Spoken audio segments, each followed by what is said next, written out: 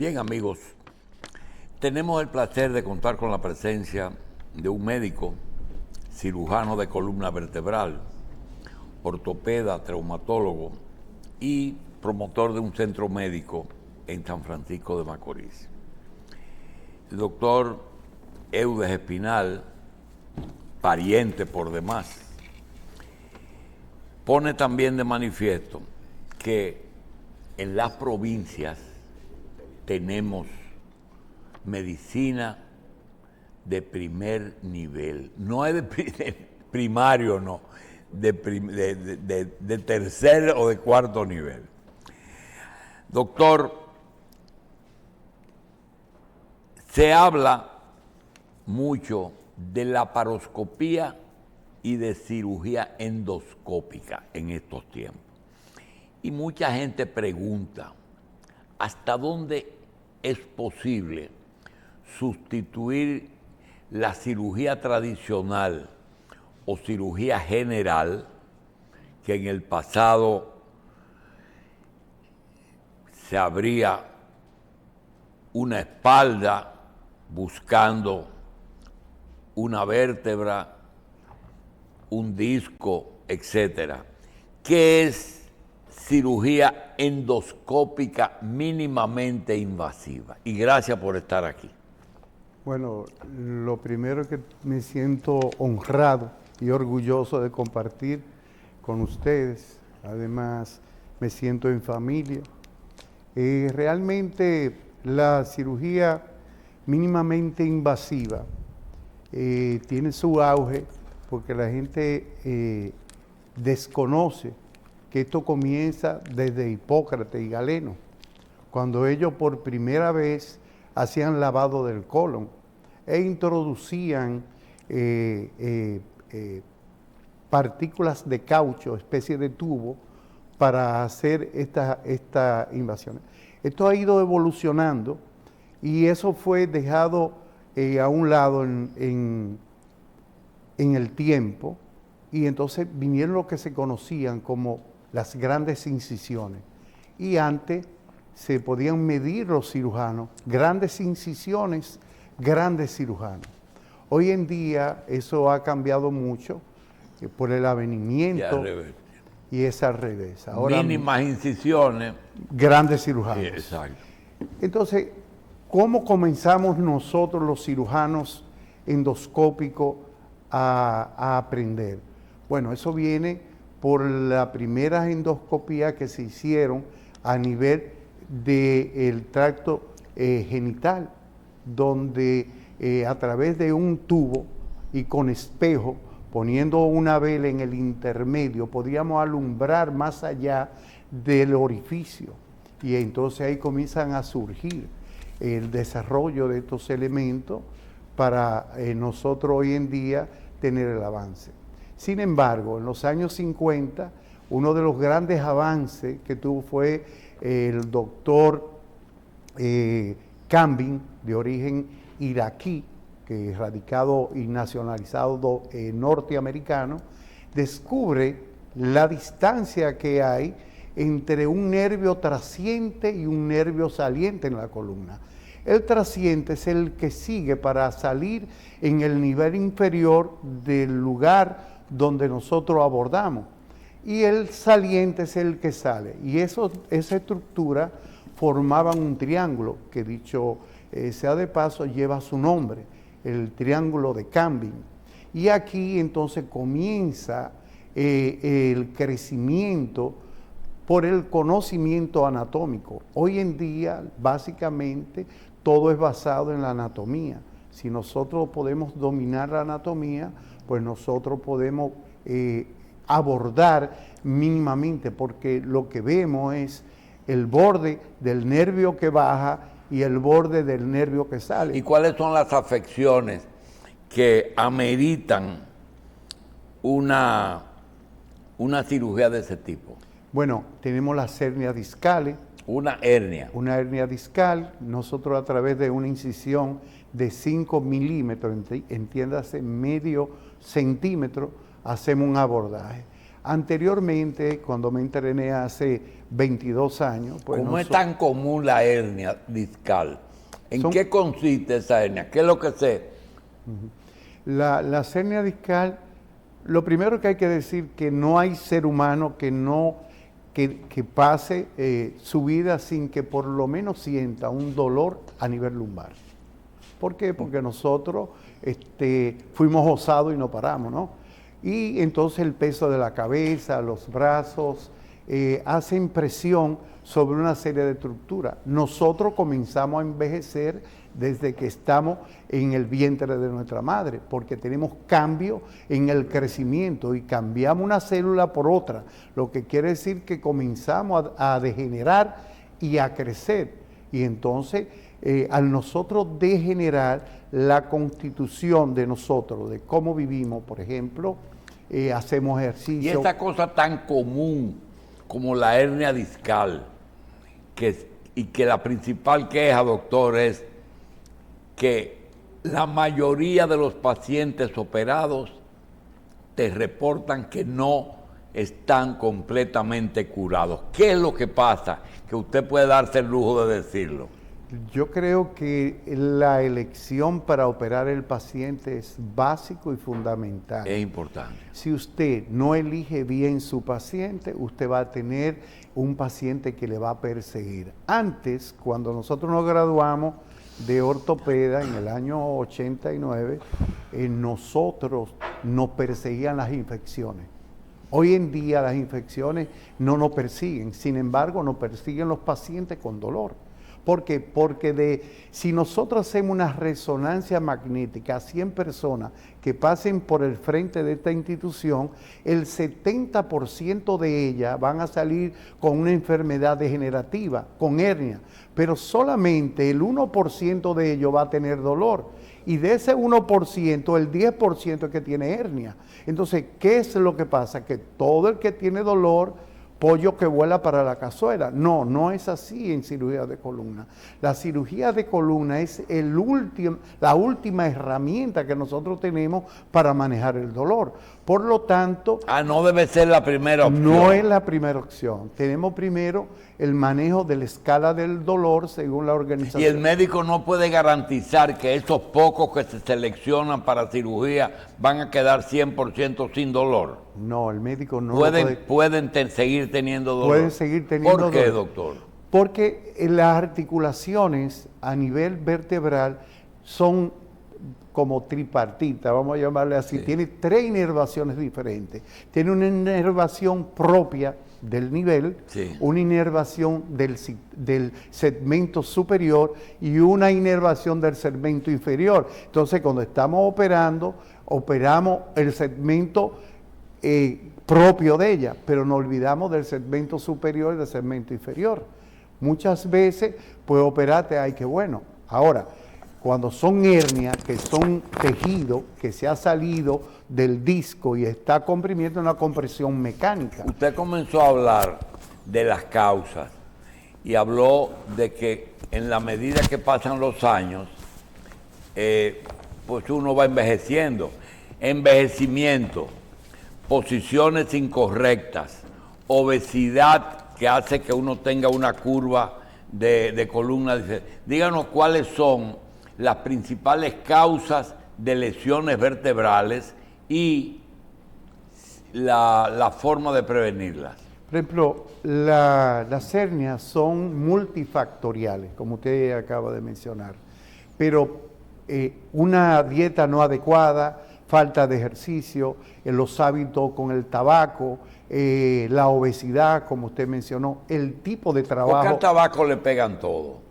Lo que pasa es que el tabaco, por la nicotina, produce vasoconstricción y la vasoconstricción va dañando la irrigación. Y como este tejido del disco es el único tejido avascular que posee el ser humano, entonces si no tiene irrigación y usted le mata la irrigación o la daña periférica, entonces no tiene irrigación central ni periférica, entonces su disco comienza a degenerar. Y esta es una articulación de 3 partes, con un trípode. Está el cuerpo, donde está el disco, pero tiene las articulaciones facetarias, donde también se articula. Cuando el disco baja de altura, las facetas posteriores comienzan a cargar, porque el cuerpo de las vértebras carga el 80% del peso por encima de ella. Cuando se daña, ese peso del 80 es transferido a las facetas posteriores, por eso es que nos duele detrás. Ahora, cuando esa misma degeneración hace que no pinza el nervio, entonces viene lo que se llama de tener un dolor axial a un dolor radicular, de la raíz de donde emerge ese nervio hasta las puntas de los pies. Por eso usted puede sentir dolor en el glúteo, dolor en el muslo, en la parte posterior. ¿Y la ciática tiene su origen en las vértebras? Sí, realmente sí. Hay diferentes tipos de ciática porque hay unos síndromes externos a la columna que pueden dar eso, como es el síndrome piramidal, que es donde pasa el nervio ciático ya formado y entonces se pinza ahí. Pero el nervio ciático es formado por las raíces, por eso es el nervio más grueso y el más largo que posee el cuerpo y se forma por las raíces de L3, L4, L5 y puede llegar hasta Doctor las raíces. Espinal, ¿y qué lesiones en la columna vertebral pueden ser resultado de alguna lesión que venga del cerebro? Bueno, del cerebro, usted sabe que, voy a decir algo que mucha gente no va a entender ahora. Por ejemplo, la gente entiende que el cerebro está en el cráneo, pero la médula espinal es parte íntegra del sistema nervioso central. ¿Desde cuándo es sistema nervioso? Es el mismo tejido, ¿eh? Es el mismo tejido, pero con una diferencia, que cuando sale la raíz hay un manguito que llega hasta el núcleo y de ahí entonces... ¿Qué es un manguito? El manguito es como si fuera una especie de tubo que envuelve la raíz y el líquido cefalorraquídeo lo alimenta, lo baña. Y entonces también he conocido este núcleo como el segundo cerebro. ¿Y cuándo deja de ser tejido cerebral y se convierte en un nervio sencillamente? A partir del manguito. ¿A partir? De ese manguito que es donde se Ya. forma, que es donde está nuestro Donde segundo... nace eso. Sí, nosotros tenemos 25 vértebras y por cada una de ellas salen pares de raíces. Entonces tenemos sectores. No es lo mismo un dolor nervioso central que se origine o a un dolor periférico, porque nosotros tenemos estaciones de relevo de dolor. Sin embargo, cuando es en el cerebro, no hay estación de relevo. Por eso el cerebro no duele. Lo que duele son las cubiertas del sistema nervioso central. Es motor. Lo que pasa es que la médula se divide como si fuera una mariposa. La parte de atrás son las que llevan la sensibilidad, lo que recorre el medio ambiente a tu cuerpo. Sensitivo y motor. Entonces la parte motora es la que nosotros tenemos por delante. Por eso, cuando la médula, que hay un famoso síndrome que es el síndrome de Bronce-Quart, que no es más que se produce por una sección parcial de la médula, entonces en un lado podemos tener temperatura, vibración, sensación, sin embargo en el otro lado porque se cruzan no tenemos esa misma sensación y por eso nosotros nos damos cuenta. Esto es más frecuente en las heridas por armas blancas que gracias a Dios han ido desapareciendo. Bien. Y entonces, usted dijo al principio, doctor, que a veces antes el dolor persigue a veces al médico. Sin embargo, cuando usted le dice a un paciente operado, mira, me diagnosticaron una hernia lumbar y me voy a operar, y dice, ay, no te opere, que va a seguir con los dolores. ¿Qué uno le dice? yo le voy a decir algo más. Yo tengo pacientes que me dicen, no, porque a mí me dijeron que el primo mío, del otro primo, ¿qué? lo dejaron paralítico, Sí, porque sí. se operó de la columna. Lo que sucede es que esto ha ido evolucionando inmensamente y ya la parte de la columna se divide en diferentes áreas. Tenemos el área de la deformidad, que son las escoliosis, tanto idiopáticas como congénitas, las infecciosas, que son un producto que ha desaparecido el mal de Po, que era tuberculosis y que antes era muy frecuente. Sin embargo, hoy existen las disitis, que no son más que infecciones o hematógenas o por continuidad. ¿Y el poliomielitis es infeccioso? Sí, poliomielitis. Pero ¿Qué produce la parálisis al de polio? A veces de la cintura para abajo. El problema del polio no es infeccioso, es viral. Viral. Lo producen 3 virus diferentes, y por eso el doctor Sabin y el doctor Sark hicieron 2 vacunas para la época, una que era tomada y la otra que era inyectada, pero eso ha ido cambiando mucho y la del doctor Sark se dejó y se sigue la del doctor Sabin porque era menos dolorosa y entonces era por vía oral y era más fácil para hacerlo. Claro. Pero la polio es una lesión neurológica causada por un virus. Sí, doctor Espinal, nosotros encontramos muchas veces, muy populares en las redes, videos de cómo hay correcciones quirúrgicas de problemas de columna mediante una inserción de, creo que le dicen material de osteosíntesis, pero son como unos dispositivos graduables inclusive que corrigen escoliosis, que hasta, yo he visto hasta sustitución de discos intervertebrales. ¿Hasta qué punto eso es ficción o es realidad? ¿Realmente estamos tan avanzados como para poder corregir, como que hay para una solución para todo mediante una prótesis?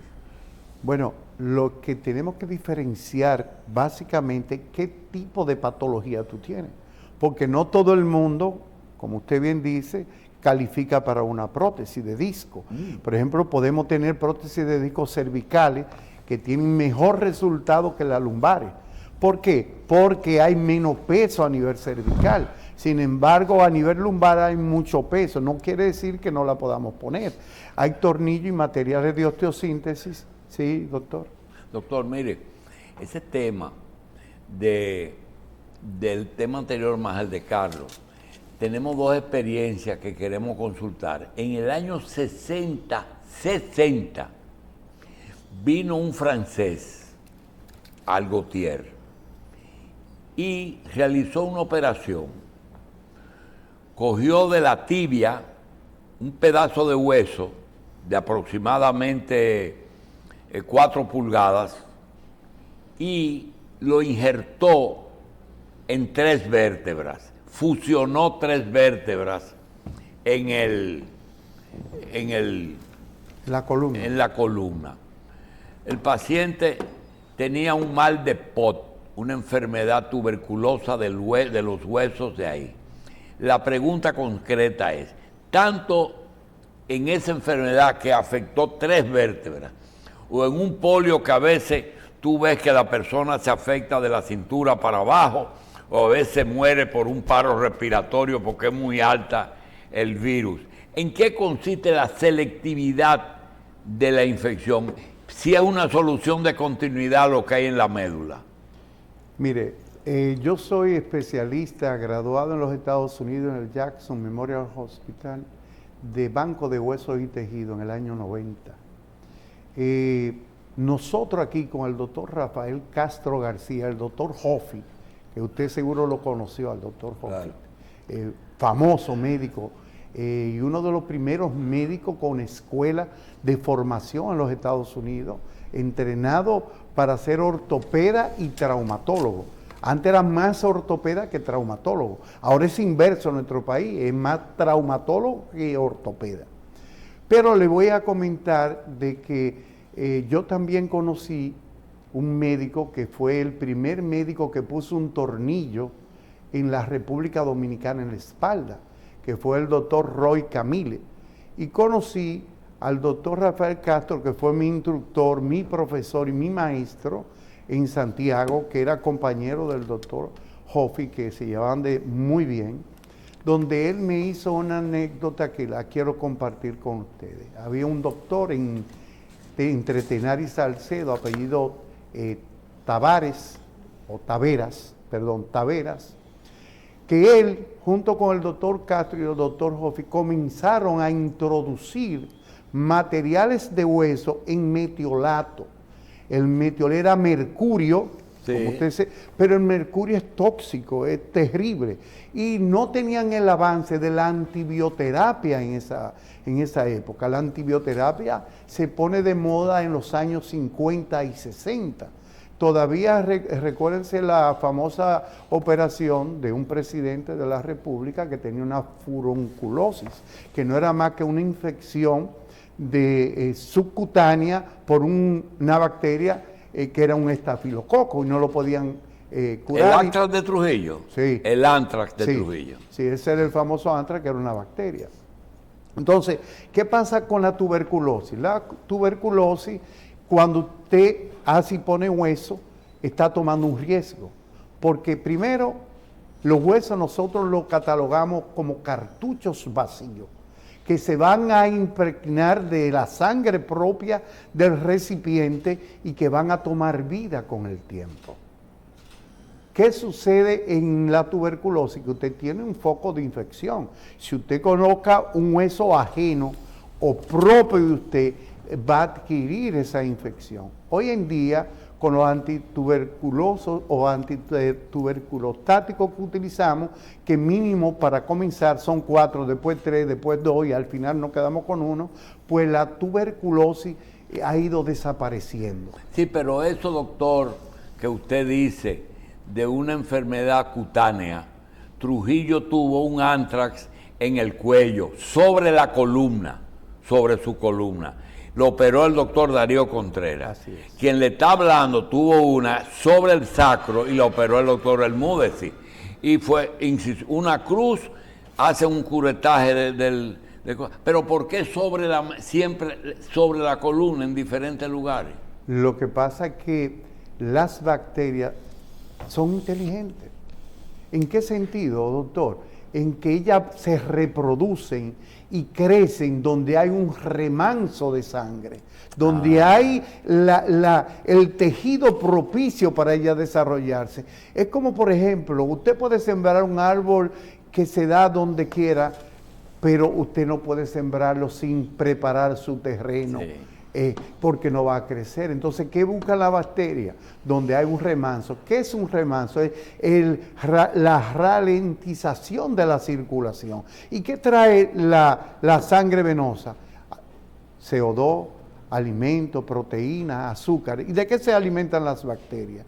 De proteínas, de azúcar. Y entonces ese es el medio propicio para ella desarrollarse. Bien, fuera de fracturas, doctor, y de tumores, ¿qué otras enfermedades de la especialidad del ortopedista, de los huesos, se originan en la columna? Bueno, nosotros hoy en día tenemos diferentes áreas en el sector de la columna. Tenemos la infecciosa, como estuvimos hablando, la tumoral, que es muy interesante. Tenemos la deformidad, porque hay deformidades que uno nace con ellas y otras que son idiopáticas que no sabemos todavía hoy en día la causa y que son las más frecuentes. Y eso que usan en las escuelas, que te dicen que hay que mantener a los niños que aprenden a estar en una posición correcta. ¿En qué consiste eso de lo que usted está hablando? Mire, de idiopática? La idiopática no es más que toda deformidad en el sentido frontal, hacia la derecha o la izquierda, con más de 10 o 15 grados cuando medimos los ángulos. Entonces esos ángulos van a ir diciéndonos a nosotros y marcando qué tipo de deformidad tiene, pero también qué tipo, en qué región tenemos eso. Entonces en la escuela muchas veces postural, es higiene postural. Las niñas cuando están desarrollando, pues las mamas comienzan a crecer y las niñas, las amiguitas y los varoncitos comienzan a burlarse. ¿Cuál es la posición de defensa de una niña que tenga su seno un poquito más grande? Bueno, tiene la tendencia a protegerse para que no la vean, pero esa es una posición viciosa, no es higiénicamente postural correcta. Entonces puede tener una deformidad, pero no una escoliosis, porque la escoliosis es una deformidad tridimensional. O sea, tenemos en el sentido anterior, en el coronal y en el lateral. O sea, esas tres deformidades que acompañan la escoliosis. Y no todas las escoliosis, aunque usted esté deforme, se operan, porque hay criterios para operarla. Y, por ejemplo, si ya usted paró de crecer y usted tiene una escoliosis de 20, 25, 30 grados, ya es una cirugía estética, no es una cirugía para evitar que usted se siga deformando. Doctor, hay personas que acuden, he visto ortopedistas que corrigen ciertos grados de escoliosis con una corrección de la pisada, que a veces uno dice, bueno, todo el ser humano, uno ve la perfección de la creación, uno a veces le resulta un poquito difícil imaginar que una persona puede venir con una pierna un poco más largo que otra. O no sé si es que son cosas que se desarrollan durante alguna etapa de la vida, pero se puede corregir cierto nivel de escoliosis con una corrección de la pisada.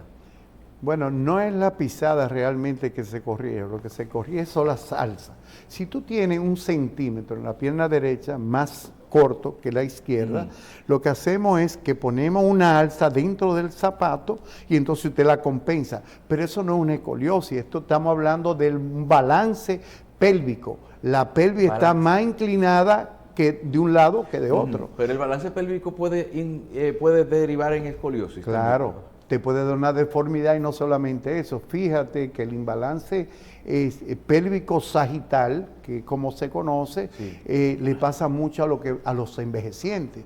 Sí. ¿Por qué? Porque su capacidad muscular se va perdiendo con el tiempo y entonces nosotros tenemos la tendencia de echarnos hacia adelante. Además, los cuerpos vertebrales en su porción anterior van disminuyendo de tamaño y usted se va inclinando.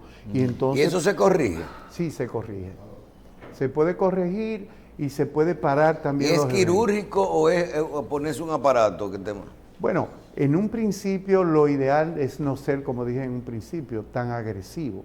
Lo ideal es poner unos corsés que vienen ahora, que son blandos, y usted lo ajusta para evitar esa cifosis, esa deformidad. Pero esos corsés dicen que cuando tú te lo quitas ya entonces tú no vuelve otra vez a tu posición, que el cuerpo no se acostumbra. Lo que pasa es que usted tiene que tener un balance entre el uso de un corsé y su vida normal. Así como nosotros envejecemos o tenemos un envejecimiento, así debemos manejarlo. Por ejemplo, si usted su vida entera fue un atleta, ¿por qué usted ha dejado de hacer ejercicio? Doctor, no queremos que usted se vaya sin que nos hable de dos cosas. Primero, en la zona donde usted trabaja, a usted se le ocurrió hacer un centro y ese centro está operando y uno dice, caramba, pero ese nivel de la medicina en ese lugar, ¿valía la pena? Y segundo, las compañías de seguro han respondido a ese esfuerzo. Y tercero, ¿cuáles son las principales causas de lesiones ortopédicas de la zona? Sí, bueno, nosotros, usted no conoce, usted es familia mía también. Sí. Y nosotros somos muy unidos y hicimos un proyecto familiar hace 20 años y sopesamos dos cosas, o una escuela o un hospital. Y para esa época decidimos la escuela. Ya la escuela gradúa niños que comienzan desde párvulo hasta bachilleres en ser bilingües, hablan 2 idiomas. Y tenemos una de las escuelas más importantes, yo creo, del país. Está certificada por el Joint Commission de Educación de los Estados Unidos. ¿Y está en San Francisco? Está en San Francisco de Macorís. ¿Y se llama? Continental School. Siga. Entonces, hace 10 años, entonces nosotros, ¿por qué ahora no comenzamos nuestro hospital?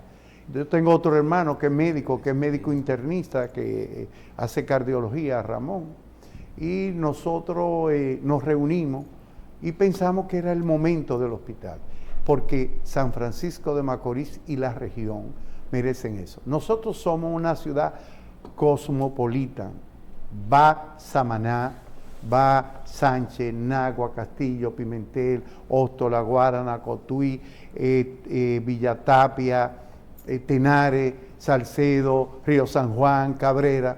Tienen que pasar por ahí para venir a Santo Domingo. Bien. ¿Y por qué nosotros ir tan lejos a Santo Domingo cuando podemos dar los servicios? Esta es una institución que se ha creado con la idea de tener atención primaria, pero no hemos perdido de vista que es una institución de atención terciaria. ¿Por qué? Porque nosotros, lo que trabajamos ahí, que son médicos...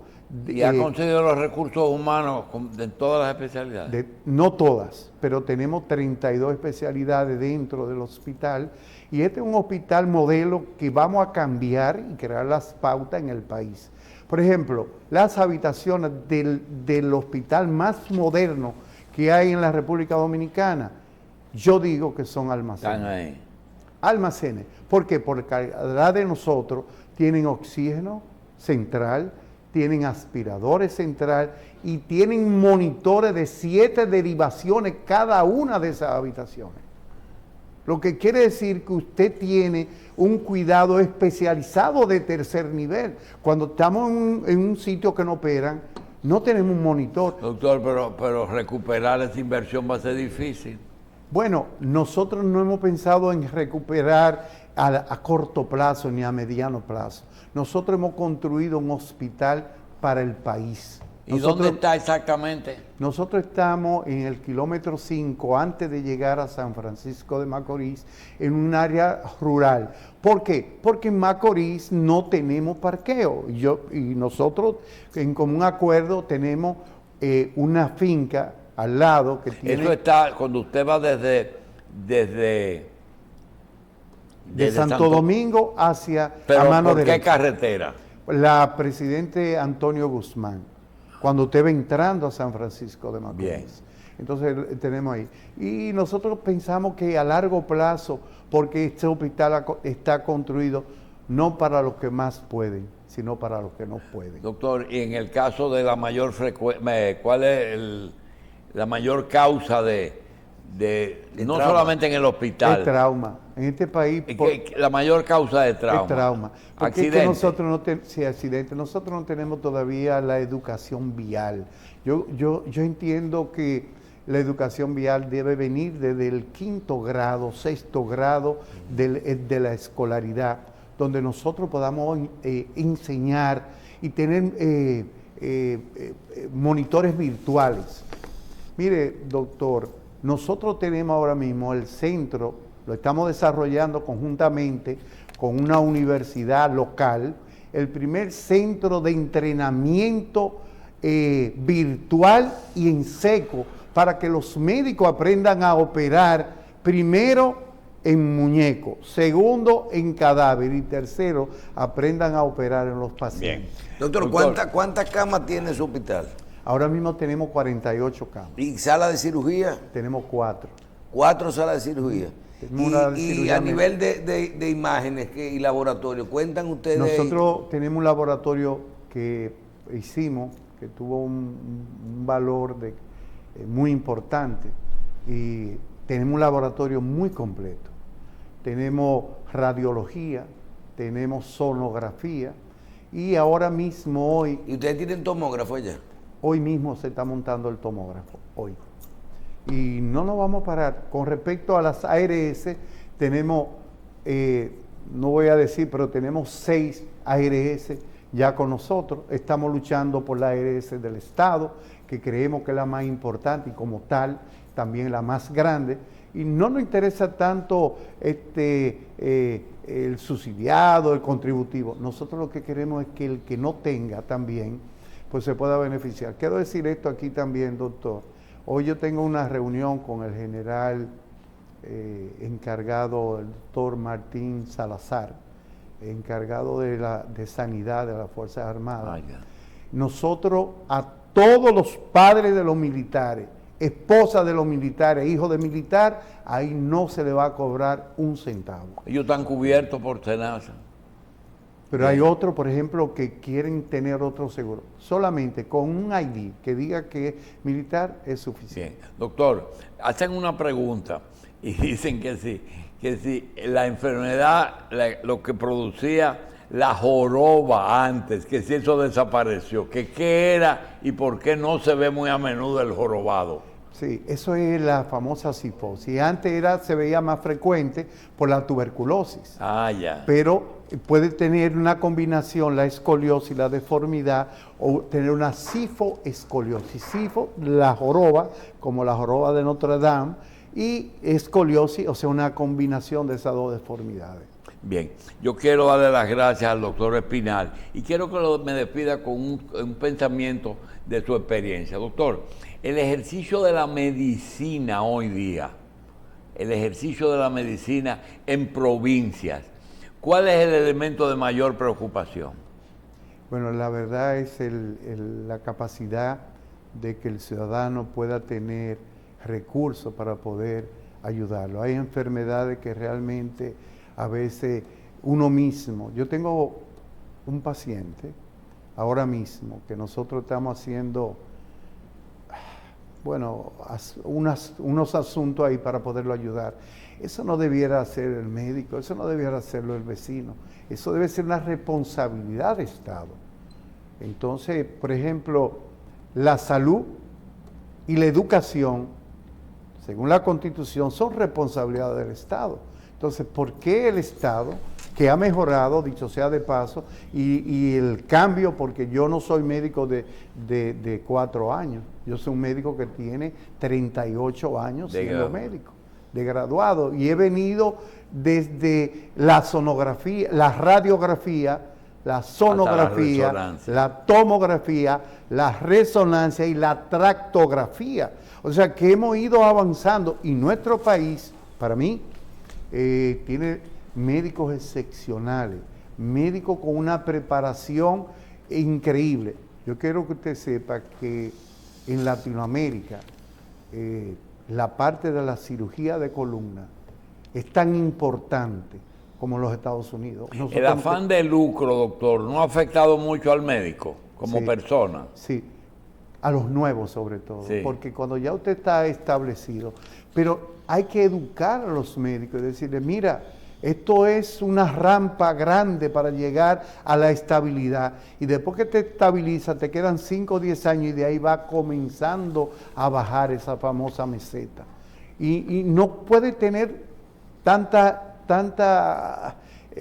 cosas que no sirven para nada. Dijo, por ejemplo, dijo una persona que seguro ustedes saben, dijo que él no ha visto todavía un entierro con una caja fuerte atrás. Entonces, ¿qué quiere decir? Un muchacho nuevo, médico, que son muy bien preparados, quieren tener la jipeta que tiene el médico que tiene 30 años, pero también quiere tener una casa en la playa y también quiere tener una casa en la montaña. ¿Qué significa eso? Que su servicio como médico no es que yo no cobre, yo cobro, pero hay que mirar el paciente. Y usted, que es un maestro de la medicina, usted sabe de ver un paciente, quién tiene recursos y quién no tiene recursos. Y eso lo aprendemos con el tiempo. Bien. Es decir, que la tarifa no es fija. No lo es. No tiene precio, pero tiene un costo. Yo quiero decir esto por último. Eso que usted dijo para mí es muy importante. Y por eso yo creo que tengo una clientela grande, porque son mis amigos, mis pacientes son mis amigos. Y ellos tienen la confianza de decirme, doctor, yo no tengo. A veces he tenido días que no me he ganado un centavo y he visto 30, 20 pacientes. Pero ya en el campo no se usa el pollo ni el chivo. No, a mí me llevaron ahora una funda de aguacate ayer. Eso es maravilloso. Y me llevan plátano y plátano maduro. Y John, que debe estar viendo, que yo dije que me mirara, me llevó 2 racimos de plátano y los repartí a mamá, a los hermanos, a los amigos. Bueno. Es muy, muy interesante. Doctor, muchas gracias por invitarnos. Gracias a usted, doctor. Y me gracias. sentí muy feliz y a gusto. Muchas gracias. Muy edificante la participación del doctor Eudes Espinal, cirujano de columna, ortopedista, traumatólogo. Y hablamos de la cirugía de columna endoscópica y mínimamente invasiva. Doctor, gracias.